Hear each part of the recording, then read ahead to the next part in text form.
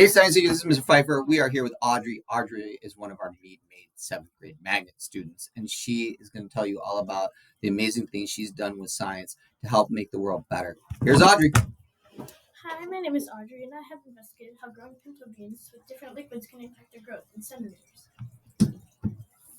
I have always been interested in nature and the outdoors, and I'm quite concerned about climate change on Earth. I understand that water is scarce for many regions and countries, and should not be too wasted on pollution or household gardening. I also understand that leftover liquids from homes that don't get used often are dumped down the drain, polluting pipes along the way to water treatment facilities, where some of that water must be wasted. These issues drove me to choose my project, which is about finding different liquids like water, almond milk, vegetable oil, vinegar, and fabuloso to grow pinto beans and observing how each plant reacts to them. I will then understand which can be successful, and then households can use those liquids in their garden instead of water. These will work towards solving global goals 6 and 14, which are clean water and sanitation and life in water.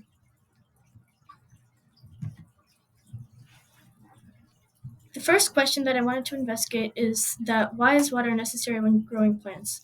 Through this diagram, it can be understood that water is crucial towards photosynthesis, which provides plants with the nutrition and food that they need. I also wondered germinating plants how to germinate them effectively, and I could understand that keeping them in a moist environment where they receive sunlight is a good way to do it, and using a Ziploc bag and a wet paper towel can achieve that job. Finally, I investigated the potential of hydrogen in each substance, and I found that almond milk was more alkaline, vinegar and oil were more acidic, and fabuloso and water were completely neutral.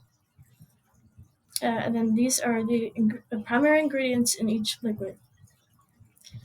My real-world application is what are the effects of kitchen liquids on water pollution?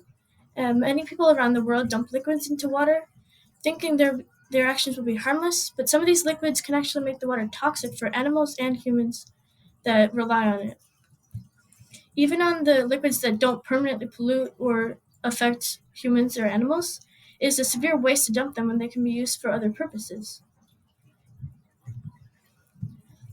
Again, the global goals I will be addressing are clean water and sanitation and life below water, which are difficult to accomplish if water is being polluted through the drain. The key question that I am looking at is if pinto beans can grow and develop using liquid other than water. My hypothesis is that this will not happen since water is essential for a plant to receive photosynthesis, which provides food and nutrients that it really needs for growth. My independent variable are the liquids used for growth. My dependent variable is going to be the quantitative and qualitative state of the pinto bean plants after they are applied with the water. And the constant variables are the same growing environment, which is my countertop, 2 weeks time given to grow, and I had the same soil, same pinto beans, and same amount of liquid every time.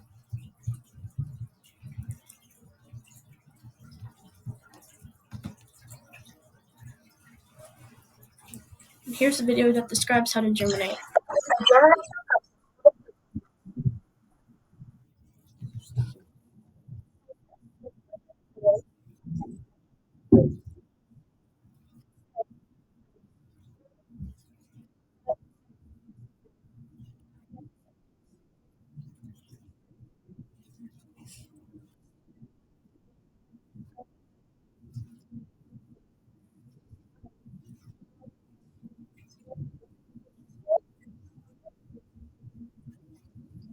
And here is a video that describes the planting process.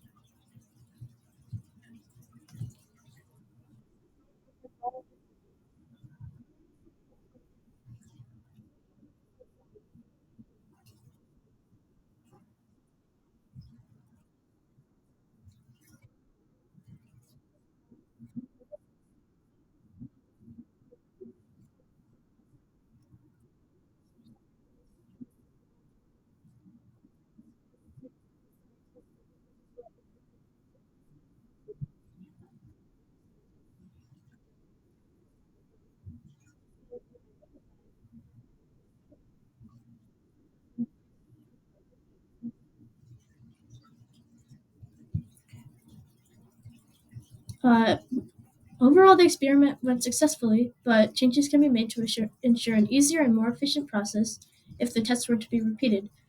Germinating more beans than necessary would eliminate having to germinate them again, as we saw that I had to do. And not using household materials would have made this process stronger and more reliable. They caused it to look slightly childish and might not be accepted in a real life scenario.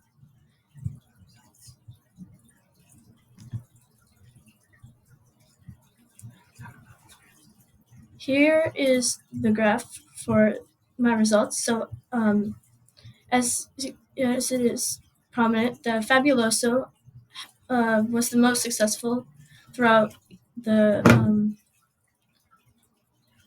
experiment, and the oil was the least successful.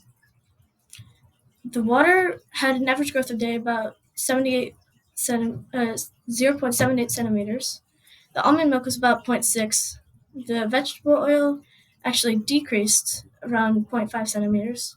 The vinegar was around 0.17 centimeters, and the Fabuloso actually grew one and 14 hundredths of a centimeter each day.